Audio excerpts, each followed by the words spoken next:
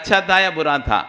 तो उस व्यक्ति के मन में भी हो गया, तो बोलता है महात्मा जी हमारा 6 खंड का महल था, हमारा 6 खंड का महल था, घोड़े थे, गाड़ियां थी, पूरा भरा भरा परिवार था, हम सब छोड़कर आ गए और यहां पर हमने कुटिया बना ली।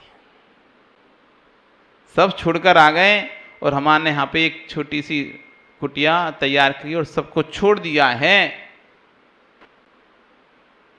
महात्मा जी कुटिया कैसी थी? सब छोड़ दिया है, बस अब इस कुटिया में ही रहते हैं।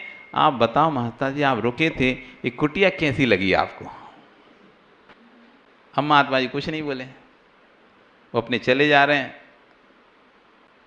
फिर थोड़ी दूर और चले, अब उसको तो सुनने की इच्छा थी, तो उसने कहा हमने सब कुछ छोड़ छाड़ के यहाँ साधनारत हैं, यहाँ साधना कर रहे हैं, इस कुटिया में रहकर इतने वर्षों से यहीं पर हैं, सब छोड़ दिया हमने। महात्मा जी कुटिया कैसी लगी? तो महात्मा जी ने कहा अच्छे से नहीं छूटा, सब कुछ छूटा तो तुमने घर छोड़ दिया और कुटिया बना ली। जो घर का राग था वो कुटिया में चला गया, छूटा क्या? बदला ही तो बस तुमने। पहले जो 6 खंड का महल का राग था कि पहले जब कोई आता था तो ये पूछते थे हमारा मकान कैसा लगा, हमारा 6 खंड का महल कैसा लगा, आज तुम ये पूछ रहे मेरी कुटिया कैसी लगी। तो बदला ही तो है, छूटा कहां है? राग तो तुमने सिर्फ बदला है। पहले 6 खंड के बारे में चिंतन करते थे, 6 खंड के महल के बारे में सोचते थे, उसकी देखरेख के बारे में सोचते थे, आज अपनी कुटिया की देखरेख के बारे में। तो छूटा कहां है? बदला ही है तुमने, तो छोड़ा कुछ है ही नहीं है। और उस व्यक्ति को तो लग गई अंदर, बात तो सही है, हमने छोड़ा क्या, हमने तो बदल लिया बस। वो कहा महात्मा जी मैं आता हूँ 10 मिनट में। वो गया जल्दी से दौड़ के और कुटिया में लगाई उसने आग। अरे जब मैंने सब छोड़ दिया तो कुटिया क्यों बनाना, नहीं रहना कुटिया भी। और कुटिया में आग लगा दी। आग लगा लगू कि नहीं, फिर वापस आया, बोला महात्मा जी आपने बहुत सही कहा, मैंने छोड़ा ही था, छोड़ा नहीं था, बदला ही था, फैल छोड़ा, कुटिया बना ली, तो मैंने आज वो कुटिया को भी नष्ट कर दिया, जला दिया, अब मेरे पास कोई नहीं है। महात्मा बहुत बढ़िया है, पर महात्मा एक बात तो बताए वो कुटिया थी कैसी? तो महात्मा जी कहते हैं जल तो गई है लेकिन जली नहीं है। जल तो गई कुटिया लेकिन अंदर से जली नहीं। आज कुटिया नहीं है तब भी उस कुटिया का राग तुम्हारे अंदर अभी भी मौजूद है, इसलिए जली नहीं है। यही स्थिति हमारे साथ। वस्तु हमारे पास नहीं है, कई वस्तुएं हमारे पास है ही नहीं है, कई वस्तुएं थीं जा चुकी हैं, कई वस्तुएं अभी आई ही नहीं है हमारे पास, कभी आएंगी भी कोई भरोसा नहीं है। लेकिन सबके प्रति ममकार रखकर हम परिग्रह का संचय कर रहे हैं और दुख को प्राप्त हो रहे हैं। जिस दिन ममकार हट जाए उस दिन दुख हट जाएगा। जिस दिन आपका मेरापना हट जाए, जिस वस्तु से आप मेरापना हटा दो वो वस्तु आपको दुख देना बंद कर देगी। विश्वास मानो, जिस वस्तु में आपको मेरापना लगता है वही वही वस्तु आपको दुख देती है, और जिस वस्तु से मेरापना हट जाएगा वो कभी आपको दुख दे ही नहीं सकती। आपको दुकान से दुख होता है, कस्टमर से दुख होता है क्योंकि ये आपके अपने हैं। पड़ोसी की दुकान आपकी अपनी नहीं है तो उसके कस्टमर जाएं आएं कुछ भी करें आपको दुख नहीं हो रहा। दूसरे के यहाँ कुछ भी हो रहा है, दूसरी दुकान में कुछ भी हो रहा है, आपको कोई दुख नहीं हो रहा। उसके यहाँ चोर चोरी कर रहे हैं, उसके नौकर उसके घर दुकान में चोरी कर रहे हैं, आपको कोई मतलब नहीं है, आपको कोई दुख ही नहीं होता क्योंकि मेरी थोड़ी ना दुकान है। और आपकी दुकान में है दूसरे की संपत्ति उससे ज़्यादा आपसे ज़्यादा कैसे है? सत्य है, दूसरे के ये आंखें कभी दूसरे के सुखों को देखती नहीं है, ये देखने से नहीं जल जाती हैं, जल जाती हैं। आँख से तो आदमी बाद में जलता है, मरने के बाद जलता है। आँख से तो आदमी मरने के बाद जलता है, लेकिन दूसरों के सुखों से अंदर ही अंदर जलता रहता है, झुलसता रहता है। इसमें भी सुनो, इसमें भी ममकार है। मेरे से ज़्यादा ये जिस व्यक्ति को आप अपना शत्रु मान रहे हैं, जिस व्यक्ति को आप अपना मित्र मान रहे हैं, वहाँ भी आपको लग रहा है कि मेरा मित्र है, ये मेरा शत्रु है, ये मेरा पड़ोसी है ना, ये ज़्यादा क्यों आ गया, मेरा पड़ोसी। देश में विदेश में और बड़े बड़े आदमी हैं, उनसे तो जलन नहीं हो रही। आपके नगर में भी बहुत बड़े बड़े आदमी हैं, उनसे तो जलन नहीं हो रही। लेकिन मेरी समाज का व्यक्ति है, ये बढ़ कैसे गया? मेरे पड़ोसी है, मेरा पड़ोसी है, बढ़ कैसे गया? कोई पूछे तुम जिस जगह कौन है, अरे कोई नहीं, हमारे मोहल्ले में रहता है, हमारे मेरे मोहल्ले का व्यक्ति है। मतलब उसमें भी मेरा पना छोड़ा। दुख तो मेरे पने में ही है। आपको अभी अंबानी को, अडानी को देख के जलन क्यों नहीं होती? क्यों बंचूलाल जी? और पड़ोसी को देख के क्या जलन होती है? पहचान है कि मेरा नहीं है वो, वहां पर मेरा भाव आया ही नहीं है। यहां पर मेरा भाव है, मेरा पड़ोसी है, कोई और का थोड़ी ना है। मेरा शत्रु, मेरा दुश्मन, मेरा मित्र, मेरा पड़ोसी। तो जब जब जहां पर मेरा मेरापन आएगा, तब तब एक मेरा, एक मैं और एक मेरा, ये दो चीज, मैंने किया, मैं करता हूं, मैंने ऐसा किया। कौन करता है मैं? बकरी। तो ज्यादा मैं मत करा करो। मैं और मेरा, बस इसमें ही पूरा संसार दुखी है। मैं और मेरा। आपका क्या क्या है? कुछ भी नहीं है। आपका क्या क्या है यहां पर? कुछ भी नहीं, पक्का? तो दान करवा दे रहे सब तो। कुछ भी नहीं है आपका। कुछ है क्या आपका यहां पे? कुछ नहीं है। घर है आपका? घर है ना आपका? परिवार है आपका? कपड़े, वस्त्र, गहने, सोना, चांदी सब आपके हैं? अभी तक तो है। फिर कब नहीं रहेंगे? जब मर जाएंगे तब हमारे नहीं होंगे, और जब तक हम हैं जिंदा तो हमारे हैं। आपके हैं, बस जब तक आपके हैं तब तक आपको दुख है। जब तक आपके रहेंगे, और जिस दिन आप उनको अपना बनाना छोड़ दोगे, अपना मानना छोड़ दोगे, वस्तु रखी भी रहेगी सामने, तब भी दुखी नहीं होगे। वस्तु सामने होगी। भरत जी घर में ही बैरागी, भरत जी घर में ही बैरागी। कोई ने कहा ऐसे कैसे हो सकता है? 96,000 रानियों के बीच में रहने वाला, 6 खंड के राज्य को भोगने वाला, 84 खंड के महल में रहने वाला, हजारों दासी दास जिसकी सेवा कर रहे हैं, भोग सामग्री जहां कमी नहीं है, वो व्यक्ति घर में रह के बैरागी कैसे हो सकता है? घर में रह के बैरागी कैसे हो सकता है? प्रश्न उठने लगे। एक व्यक्ति बहुत इस बात पर तर्क कुतर्क करने लगा।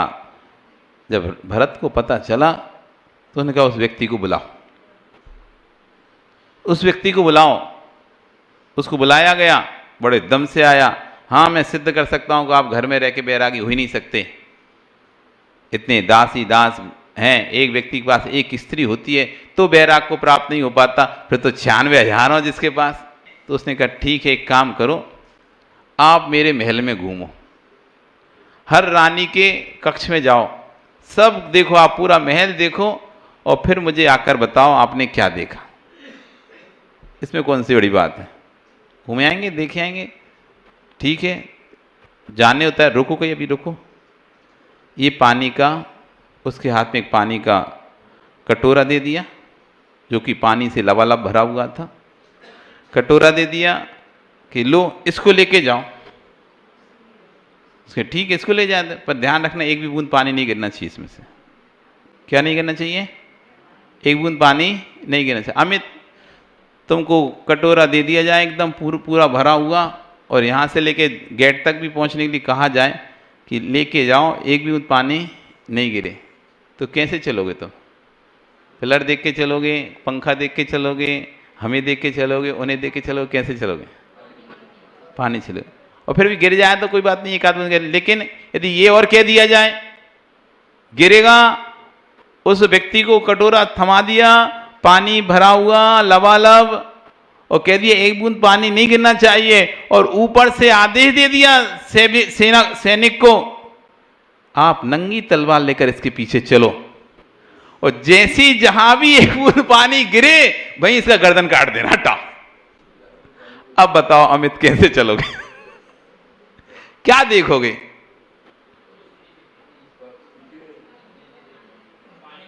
क्या देखोगे? और आपको सब देखकर भी आना है, ऐसा नहीं है देखना नहीं है, आंख बंद नहीं करना, देखना है, सब देखना है, तब भी पानी नहीं गिरना चाहिए। अब उसके तो हाथ पैर फूल गए, ये क्या है? अब राजा ने बोला, तब तो राजज्ञा है, तो अब कुछ कर भी नहीं सकते। बेचारा गया, वो पानी को पर भी ध्यान है, सब जगह उसको देखना भी है, सब जगह सब देख भी रहा है, पूरा देख कर आ गया, घूम कर आ गया, और जैसे ही घूमकर अपने स्थान पहुंचा तो उसने गहरी सांस ली, कटोरे का रखा, प्राण बचे, प्राण बचे। अब राजा और भरत पूछ रहा है, बताओ क्या देख कर? उसने आंखें बंद तो नहीं की कि नहीं की, देखा, हां सब देखा, पर क्या देखा बताओ? स्वामी मैं देख तो सब रहा था, लेकिन मेरा ध्यान तो कटोरे पर ही था। मेरी निगाह भले चारों तरफ जा रही थी, लेकिन मेरा पूरा ध्यान कटोरे पर था, कहीं एक बूंद गिर ना जाए, तो मैं देखते हुए भी नहीं देख रहा था, मैं देखते हुए भी नहीं देख रहा था। उस पनघट से पानी लाने वाली मां से पूछो, जो सिर पर 3 घड़े रखी है, चली आ रही है, अपनी सहेलियों से भी बात कर रही है, तब भी उसका ध्यान कहां है? सिर पर रखे घड़ों पर सिर टेढ़ा ना हो जाए। यदि सिर थोड़ा भी टेढ़ा हुआ, आप देखो बात कर रहे हैं, चल रहे हैं, लेकिन तब भी अपना बैलेंस बनाकर चल रहे हैं, तब भी अपना बैलेंस बनाकर चल रहे हैं। पूरा ध्यान इस बात पर रखें कि गर्दन टेढ़ी ना हो जाए।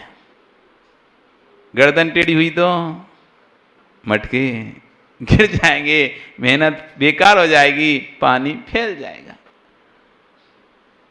ऐसी सम्य दृष्टि जीव हर समय ध्यान रखता है, आयु छीणे दिने दिने, मेरी आयु क्षण क्षण छीन हो रही है, ना जाने कब कौन सी बूंद गिर जाए और ये काल यमराज हमको ले जाए। इसलिए सबके साथ रहते हुए भी, सबके बीच में रहते हुए तब भी उसको चिंतन है कि मुझे तो संपूर्ण परिग्रह का त्याग करके अपना कल्याण करना है। वो श्रावक, एक सम्यदृष्टि श्रावक भगवान के चरणों में क्या कह रहा है?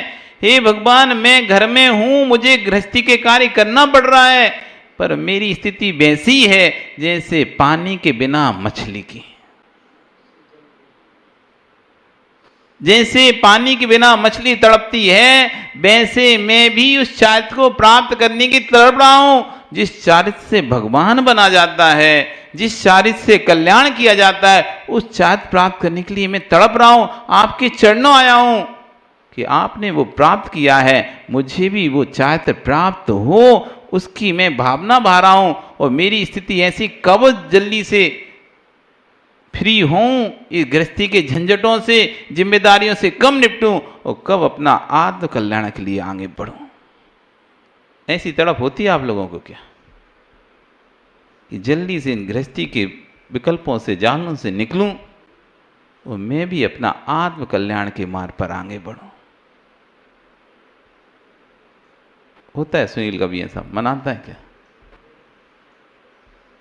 संत साधु बन के विचरूं, वह घड़ी कब आएगी, संत साधु बन के विचरूं।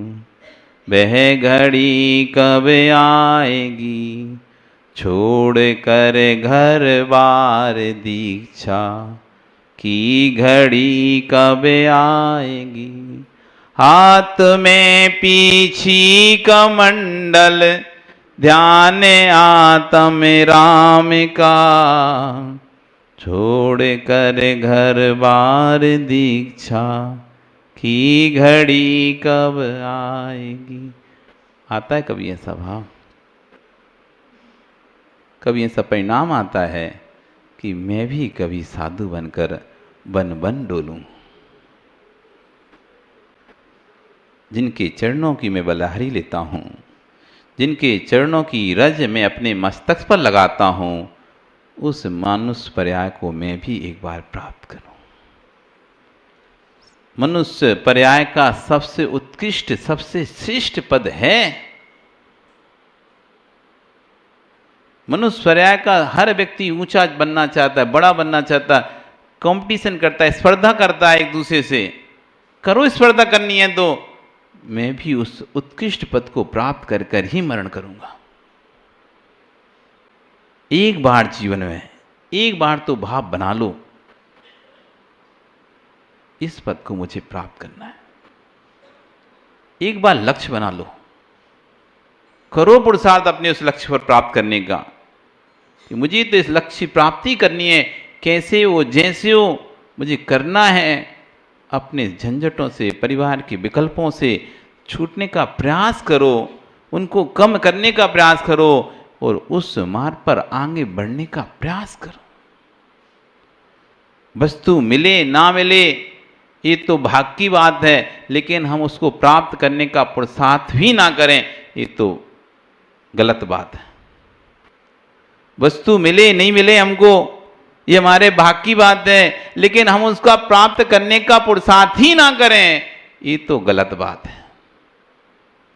आपको मुनि मुद्रा मिलेगी आपके चातुर्मुनि कर्म के क्षोभसम से। आपको मुनि मुद्रा मिलेगी आपके चातुर्मुनि कर्म के क्षोभसम से। आपका चातुर्मुनि कर्म का क्षोभसम होगा तभी आप मुनि बन पाएंगे, आर्यका बन पाएंगे, संयमी बन पाएंगे, वृत्ति बन पाएंगे। यदि नहीं है तो नहीं बन पाएंगे। लेकिन हम अभ्यास भी ना करें, हम उसके लिए आगे ही ना बढ़ें, तो ये तो गलत बात है। आपका ज्ञान वर्णी कर्म का क्षमसम होगा तब आपको वस्तु का ज्ञान होगा। लेकिन आप ग्रंथ ही नहीं पढ़ें तो ज्ञान संभव ही नहीं है कभी। ग्रंथ पढ़ें, स्तुति पढ़ें, पाठ पढ़ें, उसके बाद भी यदि आपको ज्ञान नहीं हो पा रहा, स्मरण में नहीं रह पा रहा, तो हम कहते हैं भैया इनका ज्ञान वर्णी कर्म का तीव्र उदय है, चल रहा है, इसलिए इतना पढ़ने के बाद भी, इतना सुनने के बाद भी कुछ भी याद नहीं रहता है। लेकिन हम सुने ही नहीं, पढ़े ही नहीं, उसके बाद बोलें हमारा तो तीव्र कर्म का उदय, हमें तो कुछ होता ही नहीं है। अरे तुमने पुरुषार्थ करा कहां पर है? तुम पुरुषार्थ में बड़े कहां पर हो? कोई तो पुरुषार्थ करते नहीं हो और फिर कहते महाराज जी याद होते नहीं है, हम कल्याण अपना कैसे करें, हमारा कल्याण कैसे हो? अरे जो कल्याण का मार्ग है उससे बढ़ो तो सही, एक बार नियम से तुम्हारा कल्याण होगा। आपका समय